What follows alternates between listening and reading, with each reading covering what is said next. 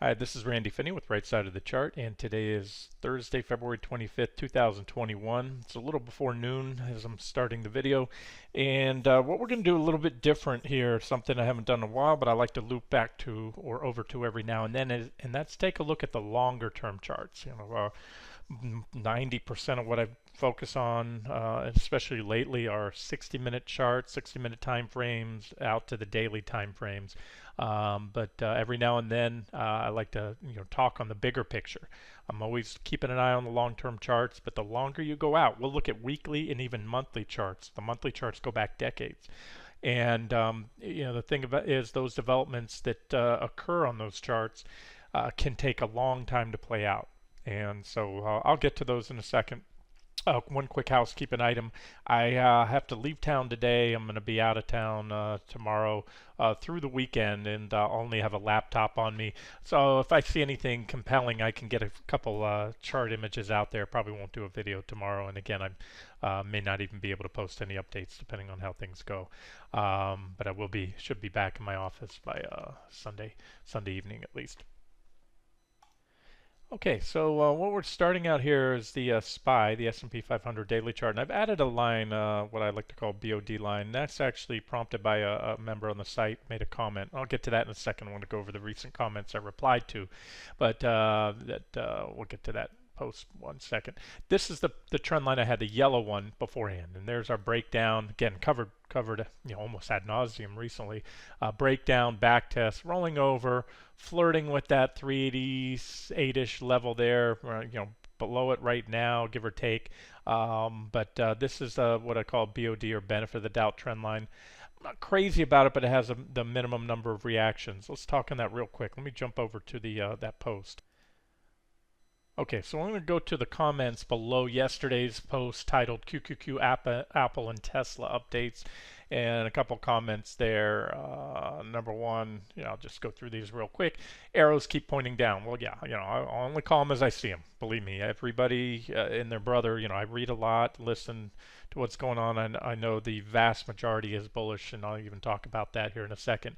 And I like that when there's a one-sided trade and everybody's on one side of the trade. I feel good being on the other side of it. And again, I'm not doing my job if I don't point out what I see and what I believe, no matter how contrary it might be to what everyone else, including subscribers on this site, see. That's it. So I'll tell you what I see, and I'll tell you the levels. And then I also go on to say in there, let me expand this a little so you can read it. Make sure, like I like to say, make sure to note how the arrows are drawn. For example, an arrow that starts just below a trend line or a price support level means that the downside scenario is contingent on that support level being taken out. In other words, no breakdown, no drop to the targets that the arrows lead to. So that's a big thing there. So you have a lot of down arrows lately, and you can see where the levels, where those arrows lines start, or if there's an arrow break, those are support levels. And the way it works is if a support level's taken out, and there's a lot. I do these videos because sometimes maybe you get a breakdown on QQQ or just Apple, but not everything else. And so that's why I like to see, additional evidence. And the more of these that break down, the more indexes that break down, SPY, QQQ, the small caps, mid caps, and the more market leading stocks that break down, the better the chance that the scenarios that I'm drawing will play out. So that's that. Next one up was, what are your thoughts on XLF? Well, financials have been strong, really strong lately. In fact, they broke out. I had a pretty good breakout recently. I'll get to that chart in a second. But, fundamentally, what's gone on there, the reason for the sharp rise in the bank stocks lately is that huge spike in the yield curve. Treasury long bond rates, the intermediate and longer term Treasury bond rates have been plunging lately. I'm sorry, the bond prices have been plunging, meaning rates have been shooting up. And that's that inflationary trade I'm talking about. The bond market's seeing it. I'm seeing it. The only one that doesn't see it is Powell. Either way, what that does is because the Fed has capped short-term rates at near zero, they directly control the short end of the yield curve. They do not directly control the intermediate and long end of it. So by keeping rates at near zero at the short end, and having these long-term rates spiking up sharply, that helps banks because the banks, the primary way the banks make money is called their spread, the spread, and basically they loan money out. You and I give them our money via deposits, our checking accounts, savings, money market, CDs. We park our cash there. And they turn around and then lend that money out to other people and or businesses in the term of car loans, home loans, business loans, etc. And that's a spread. Those are longer term structured loans. And so when they have to pay us next to nothing, zero on our checking account, and maybe 0.5% at best on our savings right now, and they can turn around and all of a sudden, instead of making a 3 or 4% car loan, now they can make a 5, 6% loan, whatever. Every little bit makes a huge difference with the trillions of dollars in the system. So, anywho, that's what's going on fundamentally. Now, technically, my reply was, here we go. This is a big level. Let me that's the chart I posted there. Let me just pull an updated chart XLF, and then we'll get back on task, which is the broad markets. But this all goes together. All right, so this was, you can see right here, we had major high back in late 2019, 2020. We tried at that high, or XLF tried again right here. It's about 31 and change, and it failed, pulled back to this support level here, and then this was a breakout.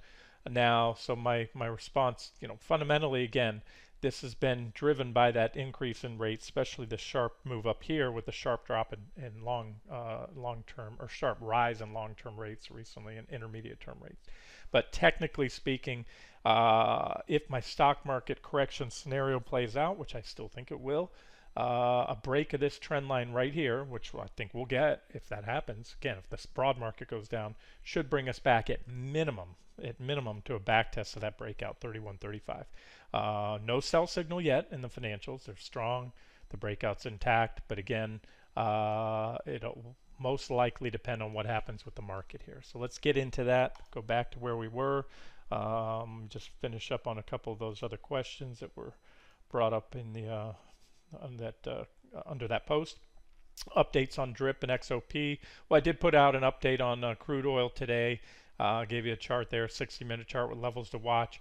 And then XOP, my response was it's trading above that big 30.85 resistance level on what will likely prove to be a momentum-fueled overshoot with a reversal soon, and a sell signal to come if and when XOP moves solidly back below the 80.35 level, as well as the minor uptrend line on the chart below. And I went on to show that 60-minute chart of crude futures. Again, this one was posted this morning. So this will play out if and when the broad market goes down, most likely. So far, my call on the NASDAQ, on the FAANGs, has been correct.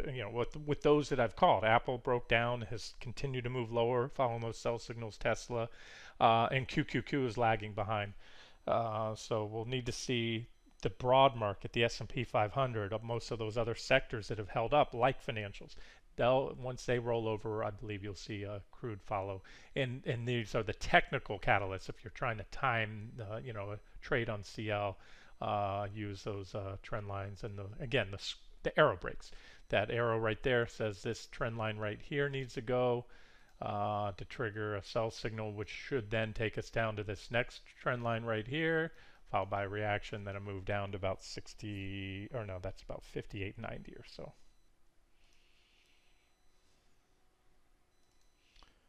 And then somebody mentioned here about DRIP and UVXY. UVXY is one of those ETNs that track the VIX, the volatility index, and again, that's I think I have a high degree of confidence that if and when the broad market, the S&P 500, starts to follow the NASDAQ down, if the NASDAQ triggers those next sell signals I'm looking for, we break a Tuesday's lows, sooner or later that will spill over, that weakness in big tech and tech in general will spill over to the rest of the market, I believe, and then that should be the catalyst for a move up in those VIX tracking ETFs or ETNs.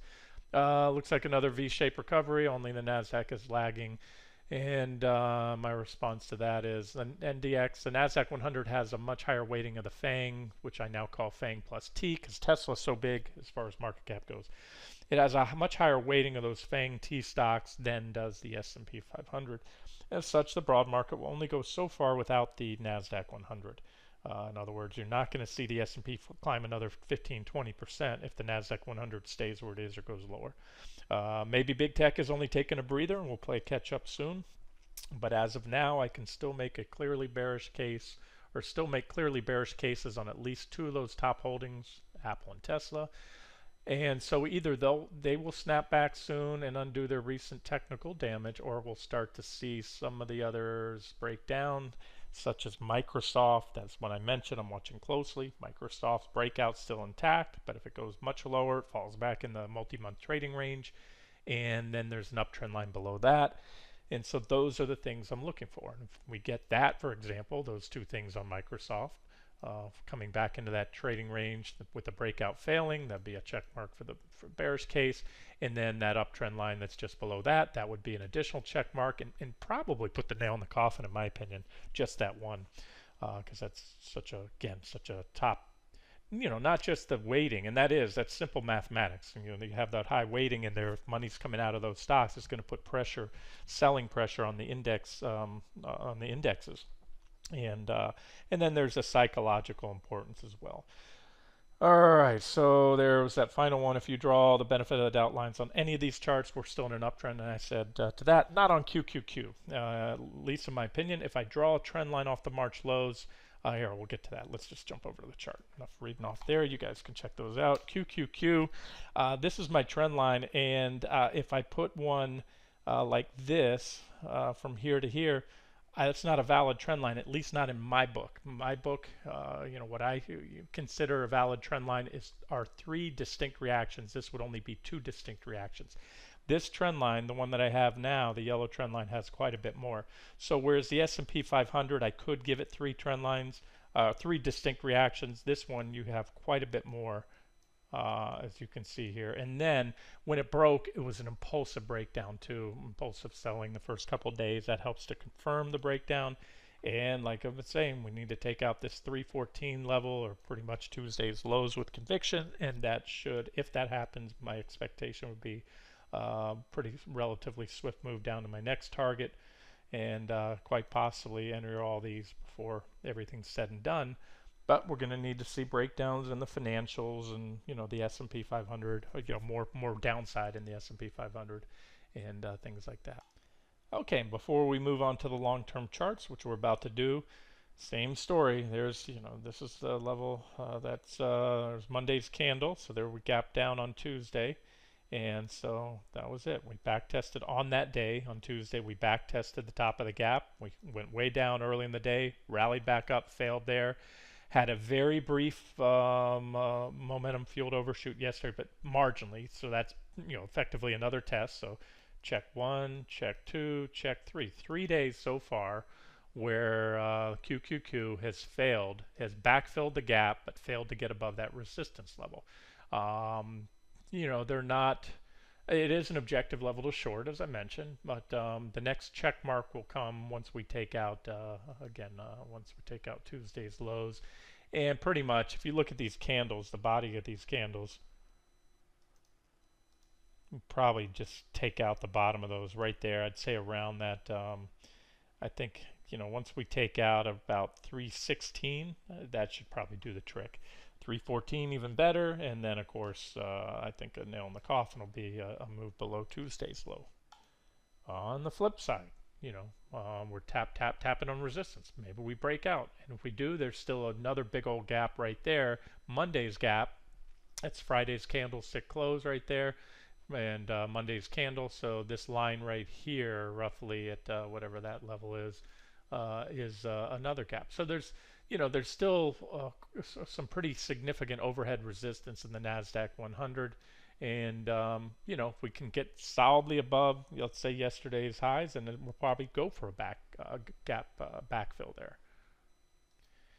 And so the thing, and I keep talking about an objective short here, you can do one of two ways. You can keep your stops really tight, nothing ventured, nothing gained, because if you get a shot there, and we do hit my next target, that is from where we're at, if you keep shorting, or if you have shorted that back test of that gap, that's a 8% drop to that target.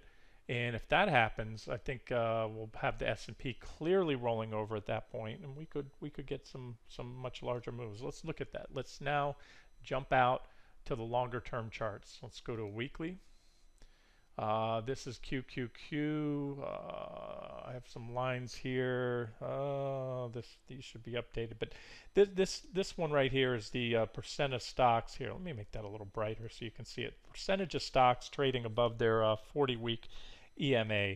The 40-week EMA is the same as a 200-day moving average. It's just a measure of how overbought we are, and you can see recently we had a huge spike. That's usually where this line is typically about where about as far away as we get, about 16% above the 40-week exponential moving average, and we're coming off extreme levels there and starting to move back down just like we were here. So in other words, that's divergence. If you look at it that way, you had a peak right there, an extreme high. We made higher high in prices and we put in divergence. So just about every indicator that I'm looking at, and this is why I wanted to get to these long-term charts, on the weekly chart has clear negative divergence. And I've done many times in the past. Let me see if I have the numbers here. Somewhere, maybe not on this chart, but I've measured the corrections. These are all double-digit drops and or bear markets coming off, these divergent highs that you get on the weekly chart here. So zooming in real tight. I know this one's a little messy. I'll probably have some cleaner boards elsewhere. Nope. I'll have to clean up this chart for you, but let me just point out the key thing. There it is. That's our big divergent high. Here's our trend line off the March lows, which we've clearly broken on not just the daily chart, but the weekly chart. Well, I'll have to say this. We'll have to close this week. I won't be here tomorrow, but I would put very, very good odds that we're going to close below the trend line, and that'll give us a sell signal on this more significant weekly chart. Again, that's QQQ. And these divergences say, we could be looking at a much more than just a, 8 to 10% correction. All right, that's QQQ, or the weekly, and now let's look at the monthly chart. Okay, this monthly chart, pretty clear stuff. What you can see here, we're going back into the 90s. So we've had 3 distinct bull markets. So I'm going to call that drop into the March lows a correction instead of a bear market, even though it was 36%. We're looking at larger bull markets here. This is the Nasdaq has been in a secular bull. Secular is a long term. If you go back here all this way, and these are that's a cyclical bull market.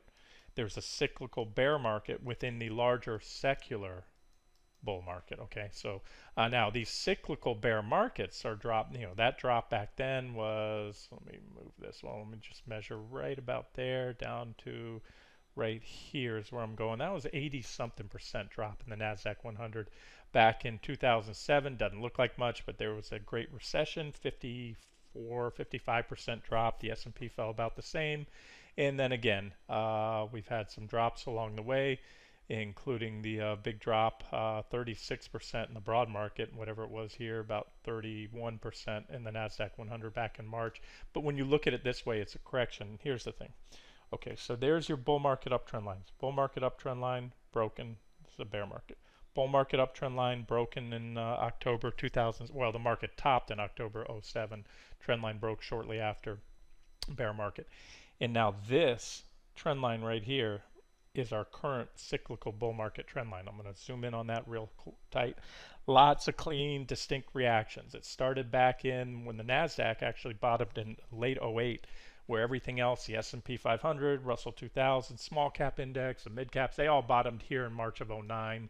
So either way, you have a lot of clean, distinct reactions along the way, including that big drop there into the March lows. We had a stick save. See that intra-month we went below, and this is why, again, I always say, if whatever time frame that you're trading off of or using for your analysis, you want a candle close above the resistance level if you're looking for a breakout, or below the support level. So because it's not uncommon to see these intra-period whips. Now this is a monthly period, so during the month we were way below trend line. We took out that key 20-month moving average, which does, in my opinion, a phenomenal job of defining bull and bear markets. It's this blue line here, and you just look, and again, go by the monthly closes, and you'll see a lot of candlestick bodies right on there. Again, keeps, look how well it defined the trend back here. A lot of monthly whipsaws. Technically, they weren't whipsaws; they were just intramonth pierces, and the bodies closed back above. And again, and you can see back here in '07, we broke below that line right there, and that confirmed we're in a bear market. Same thing back in 2000 after the dot-com bubble burst. Once we broke the 20-month exponential moving average right here, we're in a bear market. And once we regained it back there, it was clear that we were in an early stage of a new bull market, just like back in early 2009 when we regained it. So these are levels I'm looking for. And we also get only so far away from it. I could put up this line shows us, it's a custom indicator I created that shows the percentage that we're trading above that moving average. And you can see here we just got some wonky reading, crazy high above that. And usually when you get that high above, one of those moving averages, you're going to come back in and at least revisit it. And so this is what we're looking like on a monthly chart. So here's my trend line here, and I don't have a sell signal yet on the monthly chart. Primary trend is still up, but what I do have are some divergences forming there. So that's long term. And if you want to know a long term target, pullback target for QQQ, whether it comes early this year, later this year, or next year or beyond, it's going to be that trend line. That's our long-term trend line. At some point, someday, that trend line will be taken out, and we're going to start some. That'll probably be, or tell us we're in some pretty strong and what's probably going to be an unusually long bear market. Okay, now we're just going to walk it backwards with the S&P 500. Since I'm on the monthly time frame, I'll stay there. Same story. You can see the S&P 500's percent above the 40-week moving average. We're up to the high end of that range. I'm going to park this indicator now just to keep it clear here. And you can see here we have divergence building on the S&P 500, big divergence. Here I have the corrections measured. I'm going to call them out for you. You probably can't see them in the video. And this is, again, we're going back decades here. I can roll back. This is SPY, the S&P 500 tracking ETF. Divergent high on the monthly chart back here, 20% bear market. Divergent high followed by a 51% bear market. Divergent high followed by a 57% bear market. Divergent high, 15%. Divergent high, roughly 20%. Divergent high right here, this is just an extension of that previous divergent high. And again, you want to look at these trend lines right here. There's a trend line we can look at, 20-month moving average. Let's go down to a weekly chart.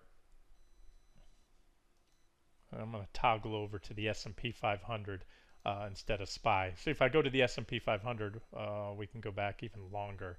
So you can see all the divergent highs going back into the 60s, 24% bear market after that one. And even these are corrections within a bull market, 24%, 37%, 50, 36, 51, 58, 15, 20, 35. And see, here's this is to me a common theme here. We're seeing these series of consecutive divergent highs, and we're getting bigger and bigger drops.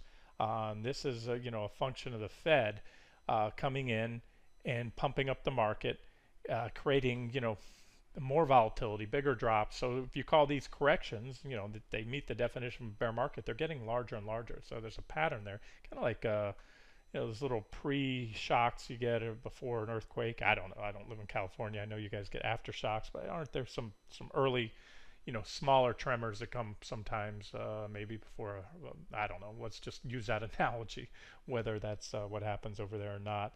But that's what we're looking at. And again, it's all in the technicals. Divergent high, divergent high, divergent high. And then if you look at the S&P 500 this way, turn off all those other lines. Here's our primary bull market uptrend line off the March 2009 lows. That's when the S&P 500 bottomed. It is a very well-defined trend line. I really like this trend line. I think it's very valid. and it broke back here in 2018, broke down. Now what happened? The Fed, who's been pumping the market since '09, they started to try to taper off the easy money policies, QE and everything. Market threw a hissy fit, and they reversed course. So what they've been doing is, prolonging. It's like giving a dying patient a shot of adrenaline, and that's what they've done to the market. We broke trend. We broke even that month. We closed below that 20-month moving average, but the Fed gunned the market up. And all we've been doing since then is backtesting. So if this was just a stock on, say, a 60-minute chart or a daily time frame or an index, I'd say the same thing. Backtest, boom. After backtesting, we started moving impulsively lower. There's your 36% drop. And again, the fact that once we broke the trend line, every single backtest from below has failed. We've been riding up that trend line. These are additional reactions from above, and now reactions from below, and that's all we're doing. We just back tested again. So I zoom in real tight. There we are. There's the S&P 500. And again, this is all the Fed juice. And you might say, well, Randy, we got a 36% correction. That's a bear market by all metrics. Yeah, but you know what? It was too quick. It was just too quick. It happened, and it's measured in days. Whereas most bear markets are measured in years, or months. The last one in 2007, this one was about almost a year and a half right there. Here's another bear market back in the 2000 to 2002, and that one lasted 2.7 years. So what bear markets do in recessions is they flush out companies that shouldn't be around, that aren't profitable. And and did some companies fold during COVID? Sure, but not many. The government kept everybody afloat, airlines and cruise lines and hotels and everybody, by handing out money. So I'm just rambling on from a fundamental perspective on that, but I can tell you this is hard to argue with, this trend line. These divergences are hard to argue with. So that's where we're at, and that's bigger picture stuff. All right, so I'm just going to walk it back down. Here's a weekly chart. There's our trend line again. You can see back testing from 2009. Beautiful back test. And if you zoom in, this weekly chart lets you zoom in a little tighter. So there was your back test right before the drop into the March lows, the COVID drop I call it. And here we are. We're back testing again. So from a long-term perspective, you can make a case that we could, and what you need to see is a reversal here. Because the problem with back testing is sometimes you can back test a trend line, or you can test it from above for quite a while before it breaks, and you can also test it from below for quite a while. In this case, we didn't test it that long before we dropped, and only time will tell if we reverse here. But what you want to look for is a big red candle, multiple red candles coming off there. In other words, an impulsive rejection on the back test of the trend line. And then this is just a large, that shows you the divergences right here on the RSI. This shows you how far above we are above the 40-week moving average. Last time we got that high above it was right here, and it doesn't look like much, but there was a drop from that point. When we got that far away from the 40-week moving average, we dropped about 12% right there. And what we did is we also put in divergence by going up, making a higher high after that bounce off the primary trend line, while we made lower highs on that indicator right there. And so you have comparable divergences. You have about equal highs, but higher highs in prices, and that is also negative divergence. You don't have to have the indicators moving lower. You just have to have them diverging. This is divergence. Equal highs on the that indicator and higher highs in the market. All right, so that's that. Let's move on and go down daily chart. Well, here's the daily chart of the S&P 500. This is a trend line that I have on the S&P, which is a little bit different, drawn a little bit differently than the one on the SPY. So I will give that, and I wanted to cover this one and say, okay, well, let's give this make this the benefit of the doubt line, which I also did add. Like I said earlier in the video, I added that to my SPY chart as well.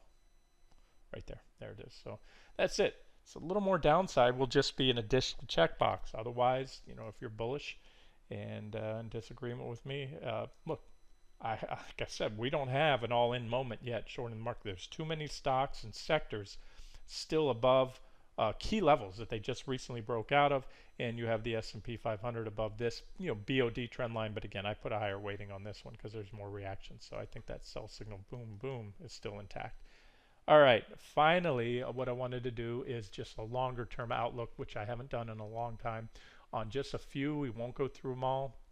Some of the top components of the both NASDAQ 100 and S&P 500.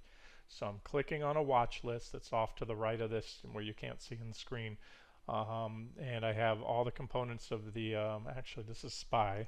I can do the same thing. They're both top components. This is QQQ. I'm going to go through there because I'm really hyper focused on the Qs right now. All right, so what you're looking at here is I still have that percent above the 40-week moving average. There's the divergence, negative divergence across the board. I'm going to zoom in. Before I do, here's Apple. You can see all the divergent highs. I didn't measure this drop. I can tell you that's double digits off that divergent high. It's not marked, but the divergence is there. Divergent high, 62% drop. And that ended with a divergent low, which was a catalyst for the rally to get out of your shorts or to go long Apple. Divergent high, 26%, 15, 16, 45, and that was ended with a divergent low. Then a divergent high, next one, 32% drop. Finally, before all is said and done, that whole correction ran its course at a 34% drop. Divergent high there, 39, divergent high, 35. Why am I doing this? Why am I repeating this, going over and over? Well, again, technical analysis. It's simply about recognizing, chart patterns and certain things in the charts that have happened in the past, and then using that to predict what may happen in the future. And so we have, very clear in Apple negative divergence on this more important weekly time frame. Why did I say more important? For a swing or trend trader, what happens here? These are moves that tend to play out for weeks or months. Whereas if I'm looking at something on the 60-minute chart, I'm looking at days, maybe weeks. So we have a clear sell signal on Apple on the weekly chart. We broke below this bearish rising wedge right here, this trend line down below, and the divergence up high, the divergence line. That's a rising wedge. Negative divergence on every indicator that I have up on this chart.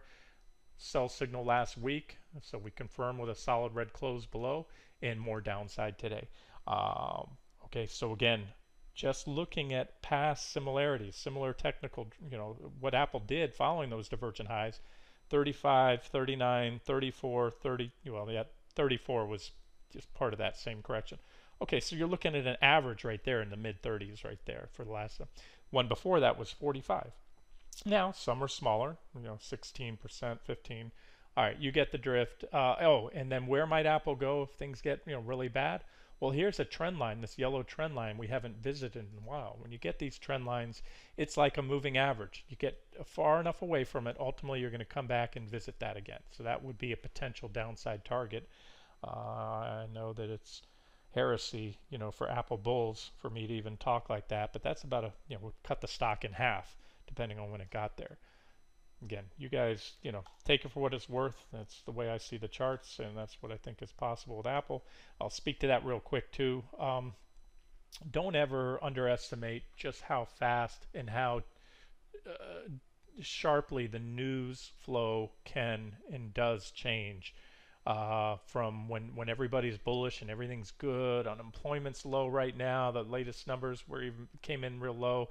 The claims, we have a Fed chairman who's just as dovish as I've ever seen any Fed chairman, in making statements that I believe are almost, I'll just say irresponsible. Because you really don't know to say that you're going to keep rates low for years to come and don't see any risk of inflation. Inflation can rear its ugly head when least expected, and everything, all the commodities, hard commodities, soft, they've all been ripping. I've already talked on that quite a bit. All right, so there's Microsoft. There's all the drops after divergent highs, 19%, 15, 21, so forth, 25, and here we are, divergence. I told you Microsoft's one of the stronger stocks lately. But when I go out to this weekly chart, and that's why I'm doing this video, a little change of pace here, going to the longer term charts, divergences across the board. And so there's the levels to watch. We have the 40-week exponential moving average comes in right around where that trend line does. So there's one I'm watching Apple. Here's Amazon. I put a little trend line right here. I do have that on the daily chart, but this is the weekly chart of Amazon. Same thing, divergence. I have this divergence line. We had a little divergent high right there, and that may do it, and probably would if the market rolls over. But if we get another leg up in the market here anytime soon, even months to come, Amazon will still have negative divergence. Why? Because prices are not far off the all-time highs, but the indicators are severely lagging. So we're almost, assured to have negative divergence if we make a new high in Amazon anytime soon. Last time we had a divergent high, the stock fell 36%.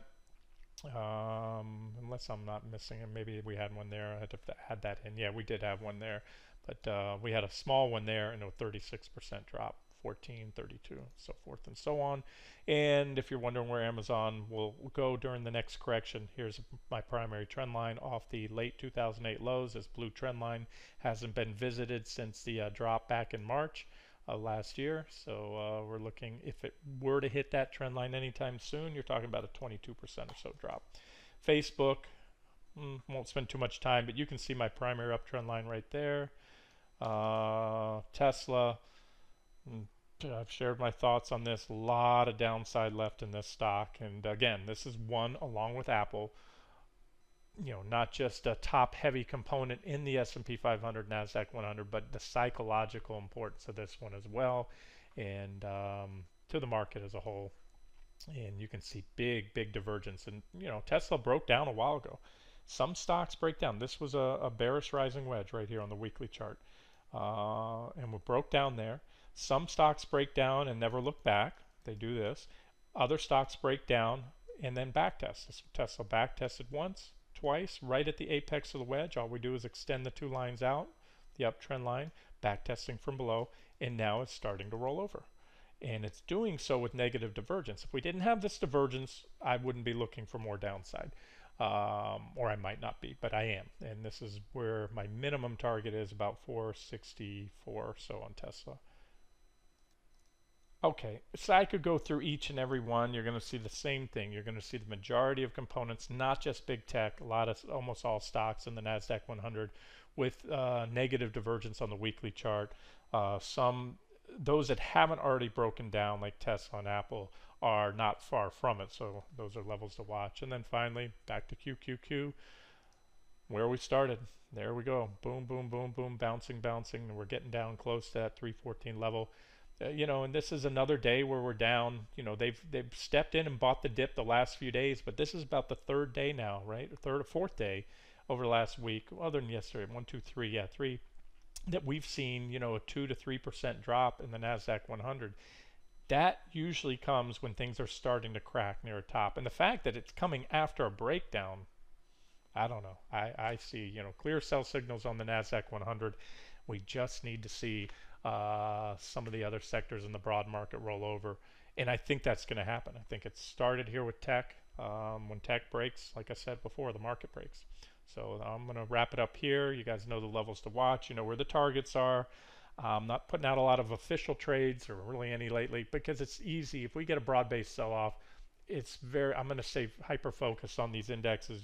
I've laid out my targets, and as I said, I think we haven't seen it yet. I think you'll start to get you'll start to get accelerated selling once it becomes clear to most that we are in a correction mode. Right now, as I said in the comments earlier, I like the fact that the majority of people right now don't think the market is going to correct. In fact, think we're due for a big rally going forward and this year. I love the fact that bullish sentiment is at an extreme, and very few believe that the market's already topped. Yes, I'm talking about the Qs. The Qs are already topped, in my opinion. And if they've topped, the S&P is probably topped. Doesn't matter. The Dow made a new high yesterday. That was largely Boeing or whatever. The Dow I always talk about is 30 stocks. Here's 100 companies. The S&P 500, 500 companies. So those are the ones I'm watching. And even though the S&P 500, big difference is QQQ, the Nasdaq 100 doesn't have financials, and that's one reason it's lagged behind, and that's one reason the S&P is held up.